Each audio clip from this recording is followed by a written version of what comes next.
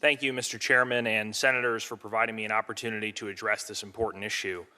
I want you to imagine for a moment that you are an employer and you've got some problems with your employees. When you hired these employees, they promised they would do exactly what you asked of them. But once they got the job, they became a nightmare. They stopped listening to you and started using the job to line their own pockets. They took the company credit card and racked up more debt than you could afford to pay back. They became so obsessed with keeping their jobs that they forgot to do their jobs. And after all that failure, all that disappointment, and all that incompetence, your employees came to you and said, "We deserve a raise." If you're a reasonable person, that should make your blood boil.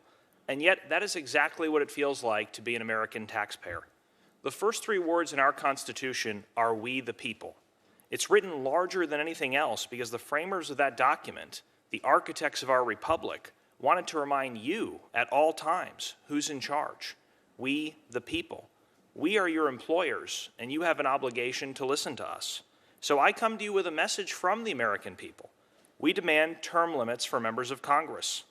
In fact, according to the most recent national polls on the issue, 82% of Americans want term limits. That includes support from 89% of Republicans, 76% of Democrats, and 83% of independent voters.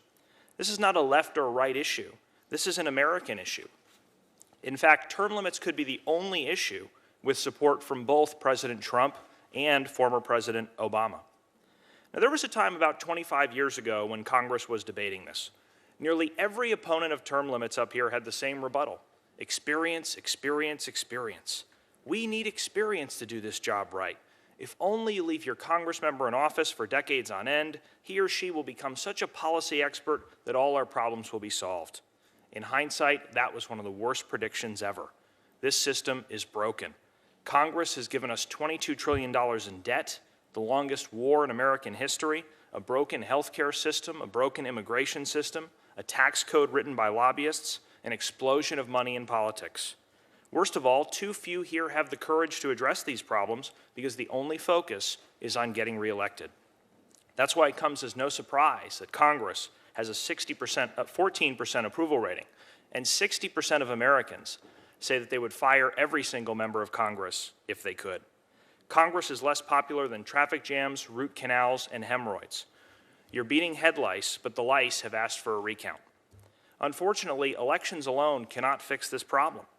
Not because voters like you guys so much, but due to the nearly unbreakable power of incumbency. At the same time members of Congress publicly claim elections are free and fair, they secretly deploy every trick in the book to keep power. Incumbents get $9 in special interest money for every dollar that goes to a challenger. And if incumbents are having difficulty raising money, not to worry, they're allowed to send campaign-style mailers at taxpayer expense.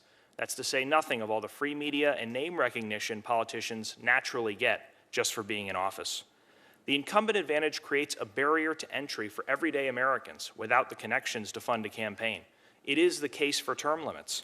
Elections may, in theory, be capable of dethroning incumbents, but that isn't how it works in the real world. Congressional incumbents have a 98% re-election rate. That probably explains why Congress looks more like a country club than a melting pot. It's predominantly made up of lawyers and politicians, and is disproportionately old, white, rich, and male. Term limits would give us a legislature that better reflects the diversity of our society. The message long-term incumbents send to young people like me seems to be, we want you just close enough to the political process to help us win, but don't get too close and take our jobs. The American people have lost confidence in this Congress, and for good reason. We routinely see abuses of power.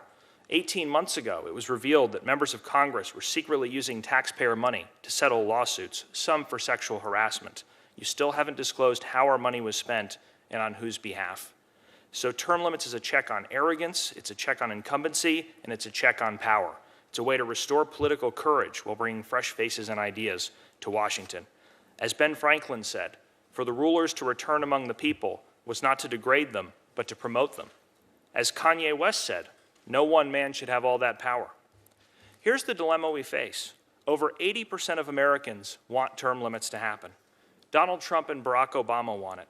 It is being blocked purely by the self-interest of Congress.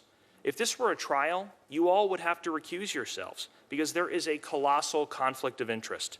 If term limits pass, you won't stay in the limelight forever.